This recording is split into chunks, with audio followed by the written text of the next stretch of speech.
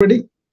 Good morning, everybody on Clubhouse, Wisdom app, and Facebook, YouTube, Twitter, and LinkedIn. This is my Saturday series that I've been doing on land by questioning. See, I want to attend to some of the questions asked of me, or you can present new questions. But the topic I selected was for the last 3-4 weeks was how can we really march towards wellness-oriented systems. First, we talked about how the health system in United States, how it is lacking in providing adequate care, especially when it concerns of chronic diseases, and how we can, by changing our lifestyles, can really um, decrease the dependence on the health system and to be well before you become well. You should become well even after following some wellness practices, that is understandable, and you need to go to the health system to get the help.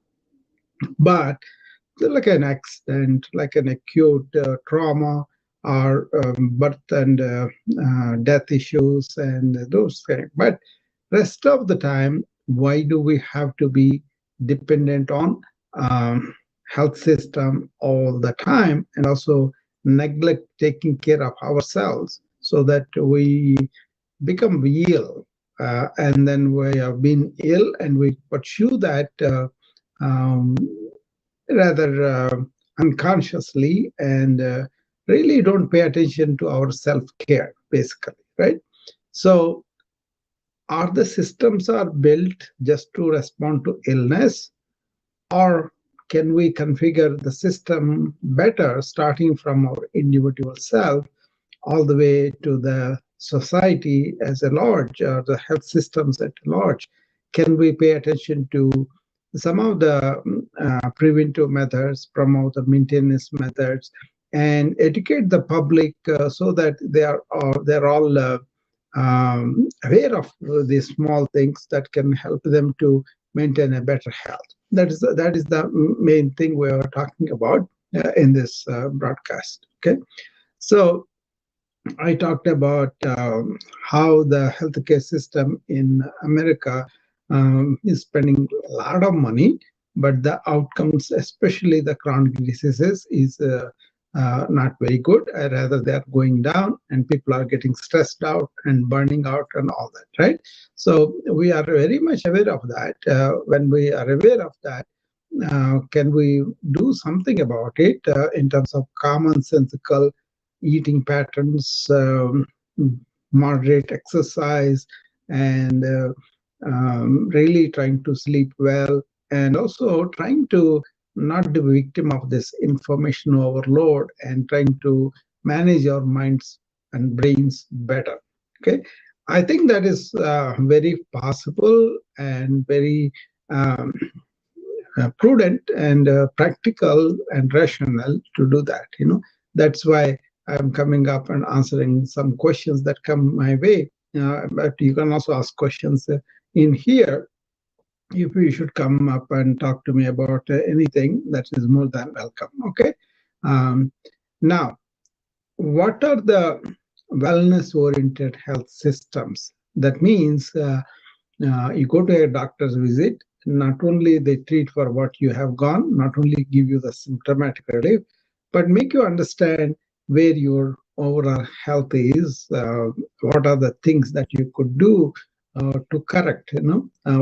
Suppose you are having fatigue all the time, and you go there, and they find that your thyroid is low, and that's why they replace your thyroid, and you feel the fatigue has gone, and then you become more energetic, right? So you come and you say, okay, yeah, I'm doing very well with that. But then you also want to see why your thyroid has gone down. Are there any other factors that you can correct and all that, right? But not only the thyroid, but they also discover some problems with the cholesterol, some problems with the blood sugar, some problems with your urine, anything like that. Or they know the family history that you are maybe prone for some genetic disorders, so they can do the genetic sequencing and then find out what you are susceptible for and prepare you to deal with that kind of thing. See where I'm going with this? So we have enormous knowledge, modern knowledge, diagnosis capability of several things before they become real manifest and they become really established with complications. That is what I'm talking about. An awareness of these diseases in the family or genetic background, an awareness of these things are showing some kind of symptoms in your own life or in your immediate relatives and your family. All that awareness, all that understanding of how these things are really coming up in your life, you can pay attention to them and then take care of them before they become real problem. Most of the people get lost in their work or in their occupation, and also the denial, like feeling like I'm immortal, I don't get sick, I don't get any, especially younger group, so they get into this attitude, and also they may get into some habits that are really causing damage for them, like smoking, alcohol, or drugs, anything like that, right? Or inactivity, or eating excess and getting obese. Those kind of things, people don't pay attention till they become real problem, right? That's what I'm talking about. Health system geared to really help the people to identify the roots of these diseases and then correcting them and providing them simple instructions that they could do at home and also following upon them. Okay, that kind of thing. So then what happens is you will not be going to the clinic or hospital that much, and you are using them as and when they're really needed. Otherwise, you're using it more for the direction of how to conduct your health, conduct your wellness and all that, your energy and all that. So I don't think that kind of awareness is very prevalent. Maybe some elite people who are health conscious, who want to take care of their health before it becomes a problem, like a executive that is really running several thousands of people. He may have a good physical, he may want to ensure that he stays with the company for a long time and he's in good health. That's also for running the company, making lots more money, and then really providing a livelihood for other people now. That still is very responsible in my dictionary. Even if it does for money, he's doing it also for the maintenance of the livelihood of thousands of people, right? So that is also laudable in a way. But I'm talking about how about this awareness becoming part of the education, part of understanding, and they all know instead of just giving a physical at the time of hiring in a company, how can we embrace this, see how much they are aware of the normal knowledge that we have about diet and activity, sleep and meditation, and then ask them, give them some infographic that tells them simple things about that.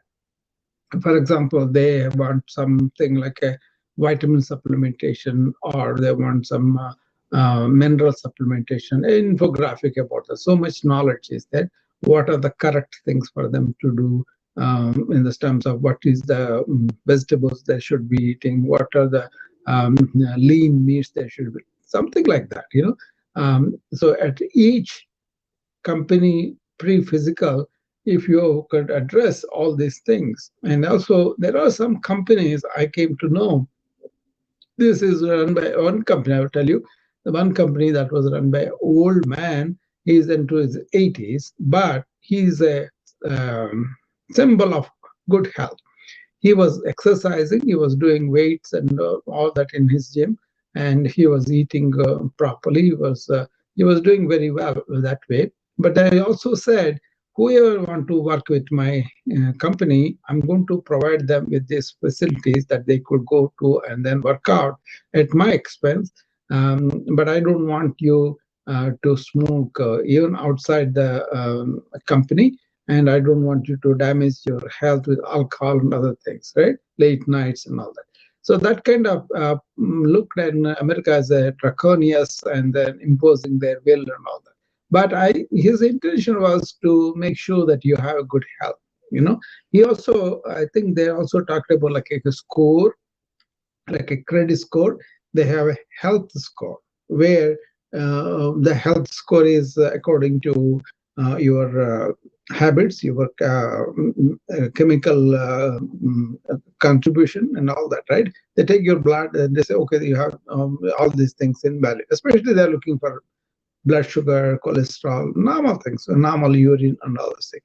So if you have that, they will give you a certain score that this man chemically healthy, and then also physically don't have symptoms and all that. And then you get better rates on your health insurance. That is being considered. I don't know how soon they will make it a reality or not, but that's something very commonsensical. The way I look at it is, I would rather live a healthy wellness life rather than being sick and miserable about it, right? So I'm sure everybody wants to do that. To do that, you got to be aware of where your health status is. What is the wellness for you? For me, the definition of wellness is I have a strong and supple body that is able to do the stuff I want to do, and I have a mind that is alert, that is not cloggy or brain fog or anything like that, and aware.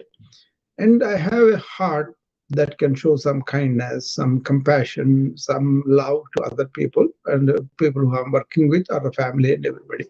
And on the top of all, I am joyful because I'm not sick and I'm able to get out and then relate to people and able to enjoy my hobbies, enjoy my work, enjoy my whatever thing that my mind goes to. That is a good thing that I want to do. Like if I want to take a walk in the garden, or I want to go up the stairs, or I want to really go on the skis and then go on the snow. Say I'm 67, I can do all of them now. So I want to maintain that as long as possible, and also understand what are the things that I need to do to keep myself like that. So I need to get up in the morning and do the exercises, and then have a good breakfast that is nutritious, and then go to the work and approach the work like it's one of the blessings in my life, and then do the work joyously and contribute to the colleagues, to the society and all that, and come home and have a good rest. And then if I need to entertain myself a little bit, that's fine. But lately what is happening is people are awakened very, very difficult, and then they go really cursing the work or people at work and not able to put complete concentration in there. They get into trouble, and then they have problems with colleagues and other people, the authorities, and they're fighting stress and burnout. And then they don't enjoy the work also, but they got the money. When the money comes, they go to the senses, like, enjoyment through senses only. That's the whole thing. But really not paying attention to our inward self, to our understanding of what is going on, that kind of thing. So it depends upon what is wellness for you. I think that whole wellness is, they talked about not only physical well-being, but a social, mental, psychological, all of that. That is not really existent. Most of the people either are miserable at their work or anti towards the society and other people, and they really don't have the complete joyous nature in their own armamentarium. I see that. I see that as a physician, as somebody who is trying to help other people all the time. It could be something simple argument between a wife and husband, and they are miserable because they can't resolve it, they can't show their love for each other, and they're fighting on a simple thing, and then that wrecks their marriage. I've seen so many marriages like that, right? And then one time they come with both kids, both the parents, and then later on I see one parent coming with the kids, and the other parent comes separately. They still see me as a doctor, but they have problems in their own marriage and life. We don't want to judge them, but we want to help them to really see through their mind and have a clarity in their mind what is marriage, what is intimacy, what is the relationship, and all that. So I do talk these things with them, not in the spirit of a psychiatrist, but with the spirit of a somebody who is interested in them, a fellow human being that has empathy, that has understanding of the human nature through the study of the ancient wisdom, right?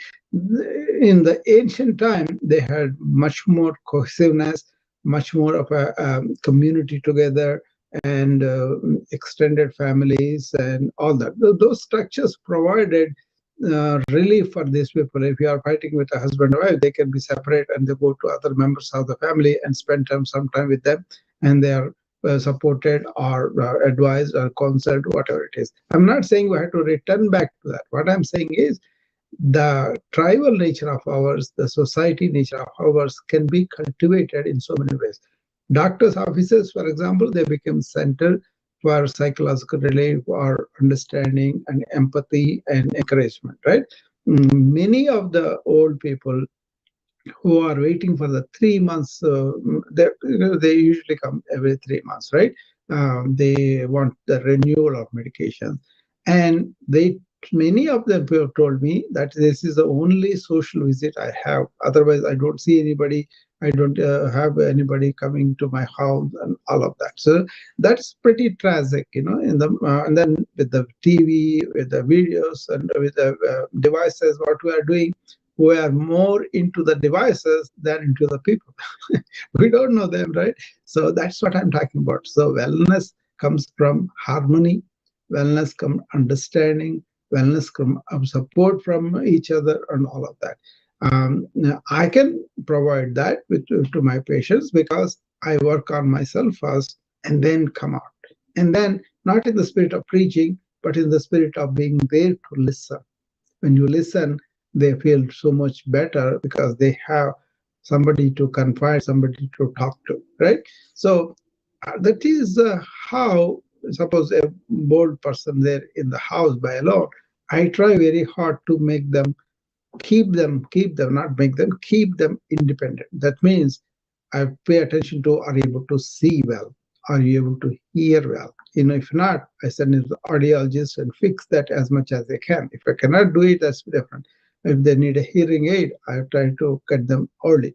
Suppose they are not able to see, then optometric examination and make sure the smaller problems, like for example, the glaucoma, they're treated early instead of late. Their cataract formation is there and it is mature. We want to treat that early too. So anything that will make you dependent on somebody else, we want to help to fix it if it can be fixed. The vision, hearing, and also balance and walking ability, right? Then we will say, okay, there's a geriatric person who's living alone on his own in his room, in his house. For example, they don't want to sell a house, they want to stay there, they want to go to nursing home. There are so many people I encountered. Then we will say that will make it geriatric safe. That means there are ramps that are provided with support, and there are corridors where they can walk with something on the wall, the rod that is placed. You know what it is. All the safe features we put them in the bathroom. They don't sleep. They have something on the bottom of the tub, and there are handles that they can hold on to and get up. That kind of thing. And also, I'm very big on giving them alert in the neck. So they can lifeline, right? Whenever they have trouble, they can press it, and immediately it goes to 911, and then they come. So instead of not able to reach somebody on the phone and then go to the phone, also sometimes they cannot. I have so many patients that slipped in the bathroom and fell and stayed there for the night, and then they got into much more trouble because of that. On the other hand, when you have this, when they are living alone, when they don't have help, that is when I really propose that I put it there, and then as they're getting more progressively weaker, or that we may put them in the nursing home. If it's not possible, then we'll protect them with this insurance, like you can press it, and immediately the help is on its way. That kind of commonsensical things we can do. For example, young people, and so many people don't wear helmet, even now, so many people don't be sober while driving the car. Those kind of standards of care, best practices, where we not only protect the patient but also the society as a whole. A lot of truck drivers come to me for employment, right? When you come employment physical, we need to make sure they are not obese. A lot of people are obese, and then they don't have sleep apnea. A lot of people have sleep apnea, and then a lot of people don't be sober when they are driving it. So we need to check all of that. We do check all that. We do counsel them. That kind of thing. I'm talking about wellness oriented systems are preventive, maintenance, and really being smart about long-term consequences, avoiding them, and short-term really paying attention to whatever we are doing on a daily basis. We call them activities of daily living, ADLs, right? That's for the patients who are geriatric, who are really not able to get up from the chair and go to the bathroom, or go to the kitchen and make a meal and to sit down and eat. Those kind of things we want to make sure they are doing it. So that is all at the end of life. But what I'm talking about is young people, middle-aged people, really people who are able to function in life. How much wellness orientation do you have? Do you really do self-care in your own life, or do you depend on somebody else, and then they will be really giving you some kind of advice, or come when you are in trouble, but not when you are. I have one case, I will tell you. This lady is elderly, like a 80s lady, but she is still living on her own. But she lives next to her daughter's house. Her daughter lives separately with her husband and kids in the other house. And walking distance, she can just walk next door, and then she can go to her home. So they all thought that's a good arrangement, very safe arrangement, and all that. And one night, this mother came to the daughter's house and had dinner. After dinner, she was going home. While going home, that was the night, a lot of snow, a lot of ice was falling. She fell, and then she hit her head and she became unconscious and stayed there all night. And the daughter discovered her mom the next day, and then they brought them to her. I was in the ICU that day, and she was brought in for hypothermia. She was in 90 or something like that. And of course, with the modern medicine, with all the measures we have, we can bring people back, and we did bring her back, but we almost lost her, right? So that kind of really not being able to be commonsensical and understanding these things can happen to the elderly and protect them would have saved a lot of trouble for the patient, a lot of suffering for the patient and the family, and also that could have saved a lot of money for us, community, because the ICU spends a lot of money, right?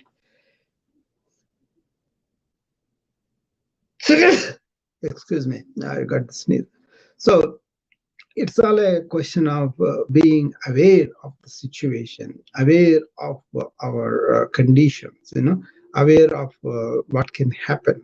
All these things are there. It's not that you got to be sick with caution all the time, but at the right moments, right place, times, you have to do. See, we are so much immersed in doing some work for somebody, just for the few bucks. Sometimes we kind of forget about these fundamental things about our health and wellness. That's my point. You do the work and all that, but be prepared. Give the time to prepare yourself, and that kind of thing. Then what happens? You are going to really be spared of a lot of suffering. That's my point. But if you take the enormous money that we are spending as a society, what are we doing? We are spending so much for the health insurance, and they play games. They kind of make you sign for all sorts of things that you'll have to forego. For example, they have pharmaceuticals that are getting to some particular companies according to the price, they change them, right? But if you are used to one particular medication, that base is okay, but other things are changed in other medication, basically same chemical, but with other things changed with that, they come. And if you take this medication, your blood sugar is controlled.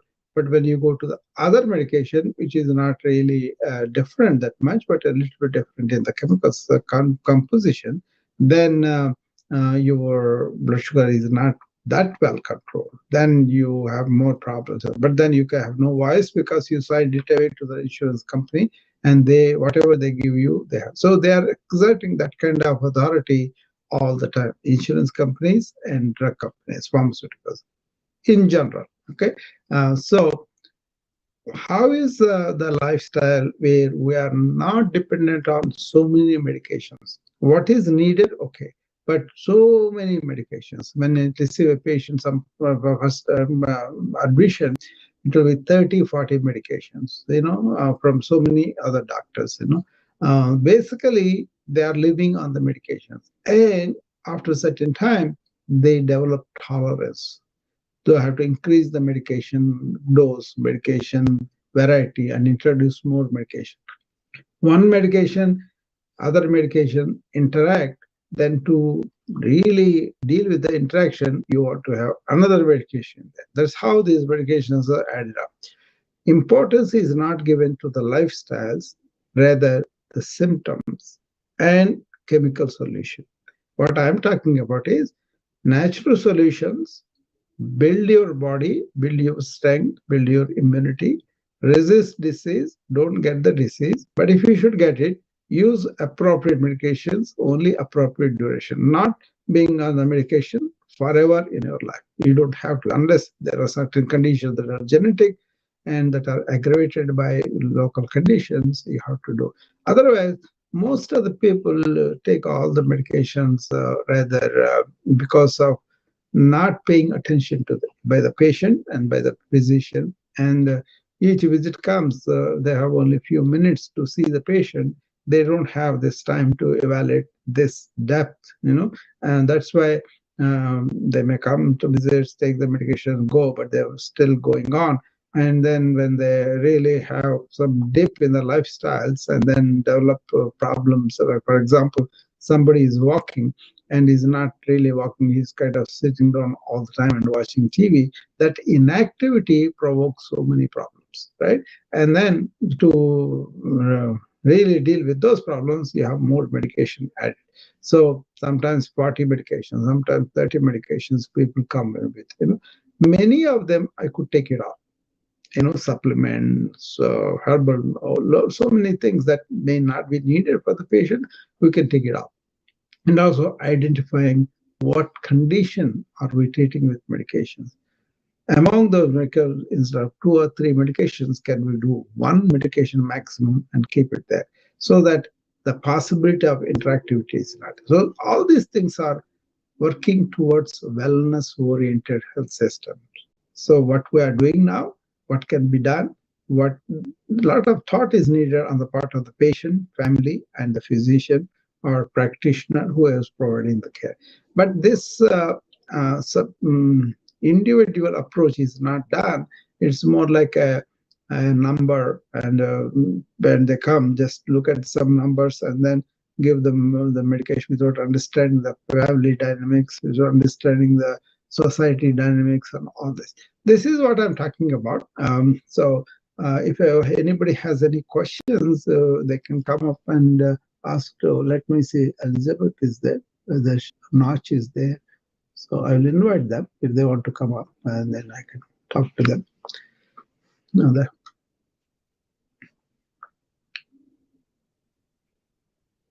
okay. Otherwise, I will go on. I'm really passionate about it, and gives me a lot of meaning when I deal with the people. So those people really appreciate. We are paying that close attention.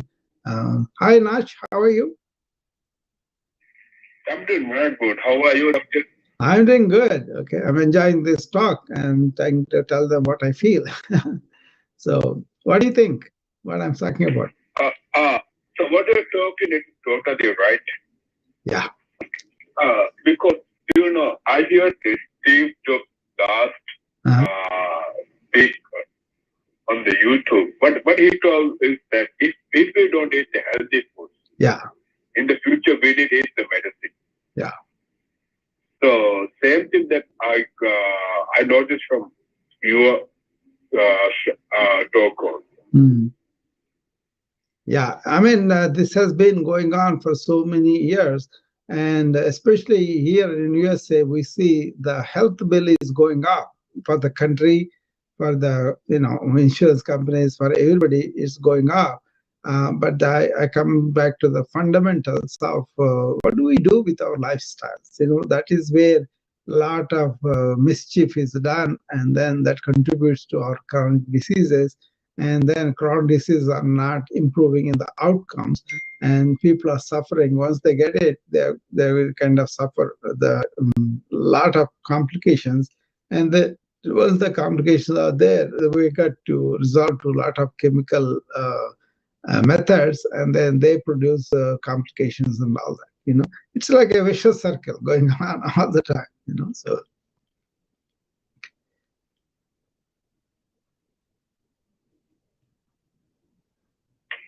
So what do you explain? It's excellent for me. I love to listen to what you're talking about.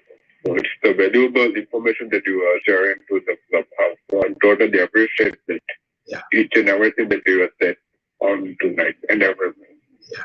I mean, people need to be health conscious. People need to be aware of what is happening in their life. People to be really understand existing knowledge, modern and ancient, about leading good, energetic, well lives.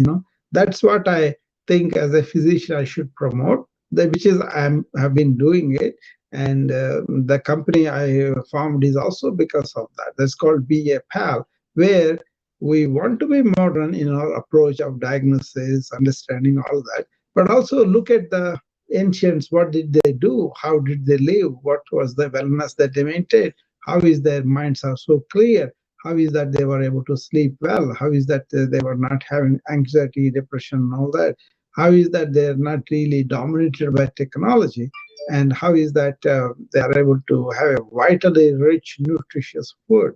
And also, they were more constantly walking or using more like a means of locomotion, that are horses or something that is more physical involved rather than just sitting down. I mean, the civilization has evolved like that, but we don't have to blindly adopt. Even now, what I do is I get up and do my bed, and I get up and go down and do the chores, whatever I can do, even though nobody asks or demands me. I think that's something good to contribute, and also be physical.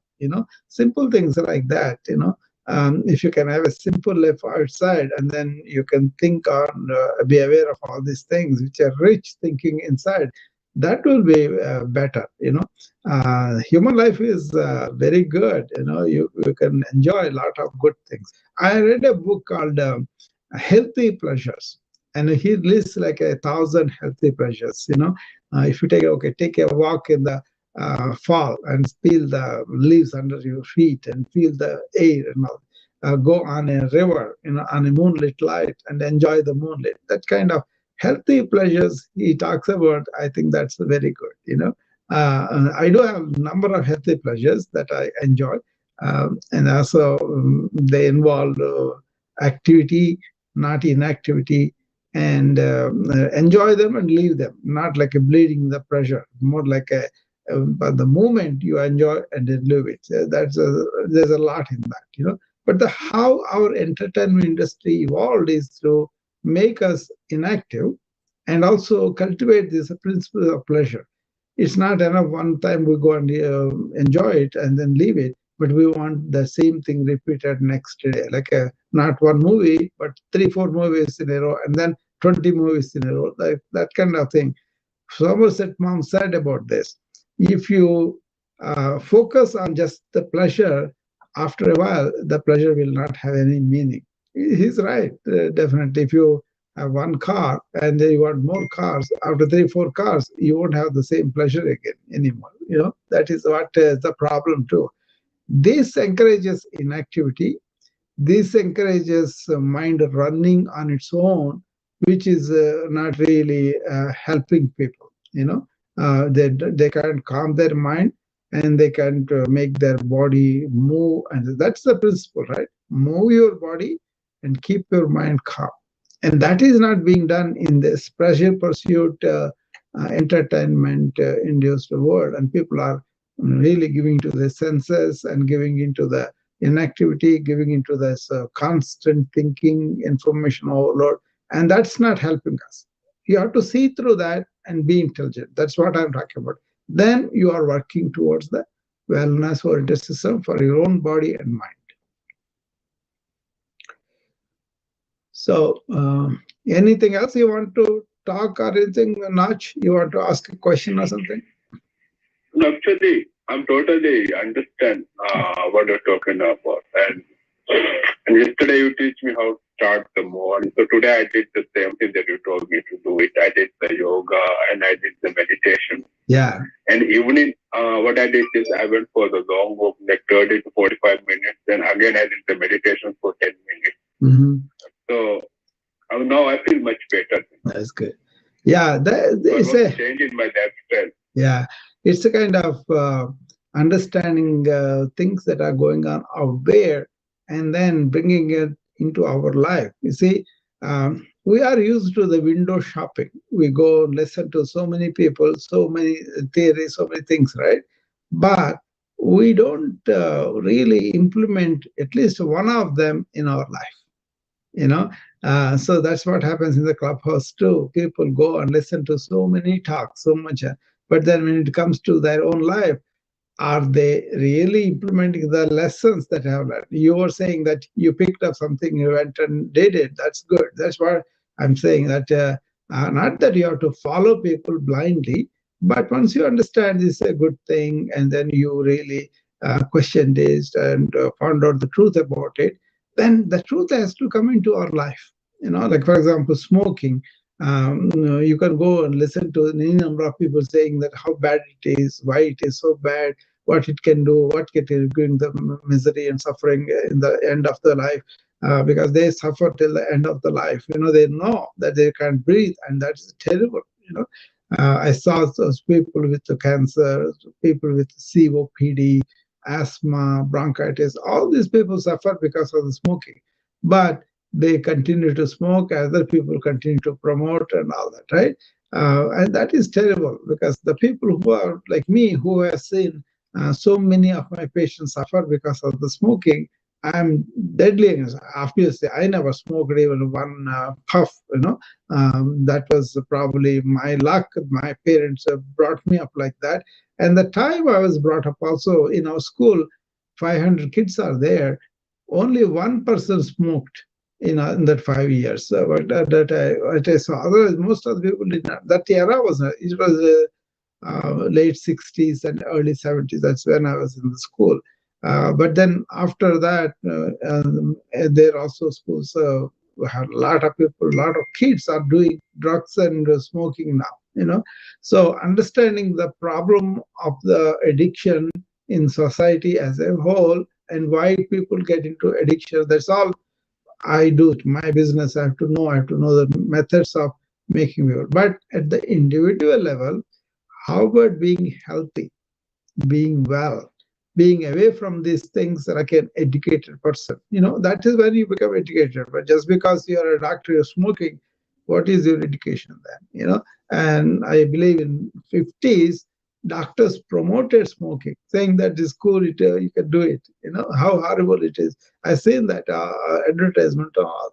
And now we know it causes cancer, it causes a lot of suffering. And see, you guys may hear the word, or you may have seen suffering in your close quarters with your near relatives. But many people don't see that. They don't see somebody dying. Also, they just leave the room, and the patient dies in nursing homes or hospitals. Never dies in home here. So you don't see the suffering that people like me who are taking care of the patient see. And that's why, out of concern, I said, why do we have to really develop all these things?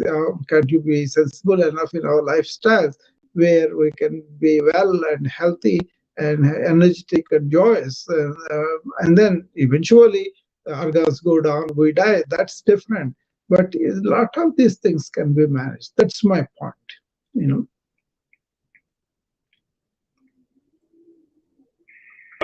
Doctor, actually, I would share something. My Yeah. experience when I was in India. Okay, Yeah. I was in the BHU. It's one of the very famous university in the UP. Yeah. Bihar. So we have the big nationalities. Mhm. So some came to study the MBBS, some are doing MD. Uh-huh. So what I learned from them is most of my hostel mates, they love alcohol. Mm. But we do the alcohol only on occasion, not always. Okay, even the student life, we don't have much money also to spend. Yeah. So we have a limited budget. Yeah. So now what I was thinking is if the patient comes to them with the alcohol method, what they're going to be advice for the patient. Yeah. Sometimes I start laughing also after I got this kind of ideas. Yeah. Yeah, it's as simple as that, awareness of that, and then, but so much pressure also there, peer pressure. You see, first time I came to America, I found a lot of my friends when I go, they have a mini bar in the house, and then they were all helping one drug, at least one peg every day, or maybe more. And I was shocked to see that they don't have the this concern that I was exhibiting, but then a lot of the kids see these adults drinking and they also think it's normal, and then they take it out. So it's not that moral thing. I'm talking about what it can do physically, what is alcoholism has done to it. Is a disease, we want to treat it, but why do we want to encourage that by making it a social norm? So that way we have to really look at American lifestyles quite.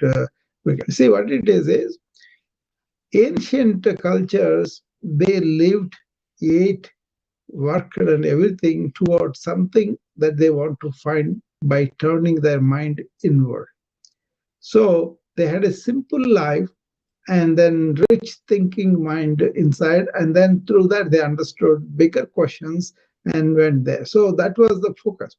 Whereas modern lifestyle, either in India or here or anywhere, is like make a living and then live it up according to the senses and enjoy here and now. And they were not paying much attention to the inwardness or finding out the fundamental problems of life, understanding all that. I think that is something we could look at it and could say, is this all as a human being, or we can really enjoy something blissful nature within us? I think that's what I was telling all the time. Once you understand your inner nature and settle down in that inner nature, you can manage your thought, feelings, and body better. And that ecstasy, that bliss you do without any drugs within by calming your mind and are going to deeper meditation, I think that is way better than this transient pleasure that we have, this sensory pleasures we have. I think that's a fundamental shift civilized society to make. There are people who do that; they are very happy. But then most of the society is promoting all this indulgence in the sensory pleasure. That's where we have to look at it. Not that we have to give it up completely, but see where it belongs and put it there, and also discover this inner bliss. Once you do that, then outward pressures automatically follow. I remember Yogananda, who wrote that autobiography of a yogi, is a very famous book. That's the only book that Steve Jobs recommended. On his Kindle, he has that. That's the only book that he has, and he recommended that. That was about self-actualization. So he also was very influenced by that, and that is true too, because if you have that self-actualization through self-realization and all that, these habits will not make a hold on you. That's the point I'm talking about. It's not about religious conversion. It's not about that. I'm not at all following any particular religion at all. But what I follow is what is a human being is capable of within himself. What are the things that he is missing because he is always looking outward for pleasure and happiness, whereas the real happiness lies within us.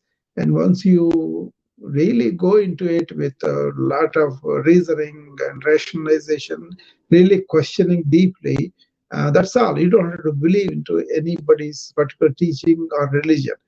Question, doubt, and go with the speculation inward, but don't stop till you get the answer. That's the difficulty. People don't have the time or energy or patience to stop like that and listen. They would rather go window shopping for some knowledge, some solution from so many people, and then they get disappointed because they just listen. They don't really absorb and put it in their life. So when you said that you heard something and you went and did the calming mind and the meditation, and you felt very good, all this brought out, Nach. Okay. Yeah. So it's a question of inner bliss that is possible, and that comes only by really deep questioning, self-inquiry, they call it. Even if you don't do all of that, question about these fundamental pillars of wellness. I call them, four pillars I talk about. Are you eating right? Food, that's the first pillar. Are you being active and moving your body all the time? That is the activity, second pillar. And the third pillar is, are you resting and sleeping well enough to allow your body and mind to restore? That's the third pillar. And the fourth pillar is, are you victim of your thought? Are you able to control the thought so that your mind relaxed and enjoys this bliss I'm talking about? That is, calming the mind is the fourth pillar. These four pillars, if you pay attention and really eat and drink enough and move your body as much as possible and sleep and rest when your body is tired, and then keep your mind quiet. And if you can do something about these four, you will help your health and wellness quite a bit. That's my point.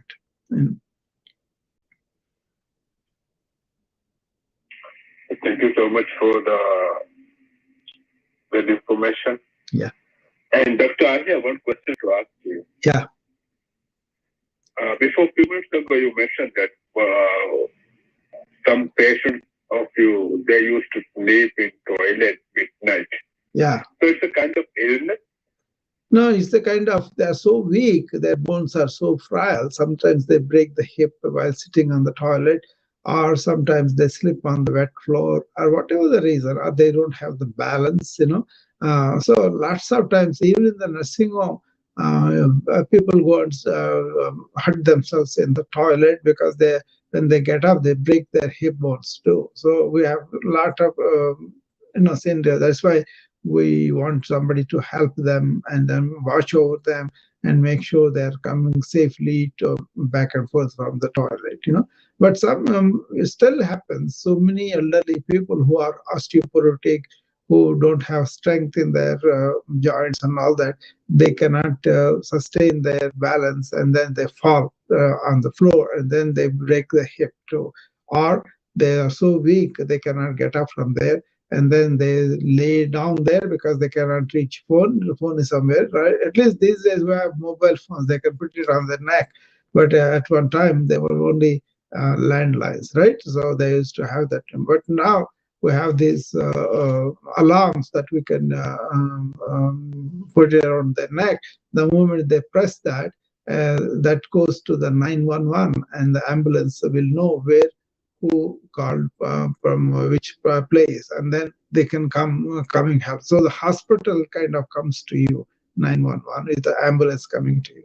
That's the principle behind it. Even ICU comes to you. If you have a heart attack, we can start treating you from the ambulance itself. I can see the graph nowadays with video cameras and all that. We can see everything. So care is much more mobilized and more personalized and brought to you, to your home, to wherever you are. And also we have these devices that warn you that you could be having a heart attack or you would be having this kind of problem. They can sense your blood pressure, pulse, and blood sugar and warn you that you are low on this. This is a trouble. So, I mean, we have the capability technologically to really help people in a much more preventive way, very primary preventive way. There's an Apple Watch, for example. This watch can measure your blood pressure and pulse and all that, right? And also it can tell you every 1 hour, get up, you're sitting too long, if you're sitting too long. And also it can help you to deep breathe. There is a program of breathing. You just switch it on and then you can deep breathe with the flower like thing comes up and goes down. And you can take a deep breath as it opens up, as it closes, breathe out. Like that you can do with that and a few times. So there were so many new things are coming up too in the new generation of Apple Watch. Other people are also going to come up. Of course, Fitbit, they were there. There are so many devices that can record your activities and give you reports, give you what is going on, feedback. It can give you a feedback saying that you have walked this much for this week, you have blood pressure went up so high so many times. They can record and they can help you to manage it better. I think that's a good thing. I encourage people to use them too.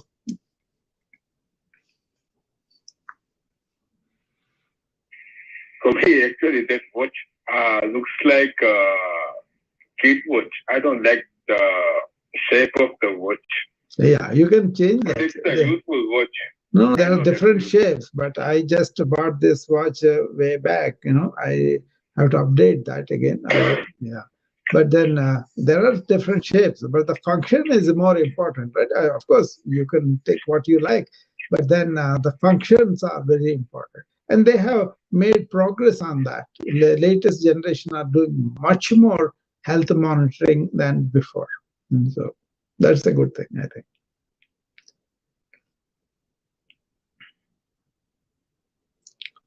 So, okay, Nach, I think we have reached a point where I don't know, Elizabeth wants to come up, or if she has no questions, that's fine. Then we will close at this time, and then I will meet again next Saturday. Okay? Sure. And thank you so much for the valuable information which you shared tonight. I really appreciate it, Doctor. Yeah, okay. Thank you, Nach. Thank you so much. Bye-bye. Yeah.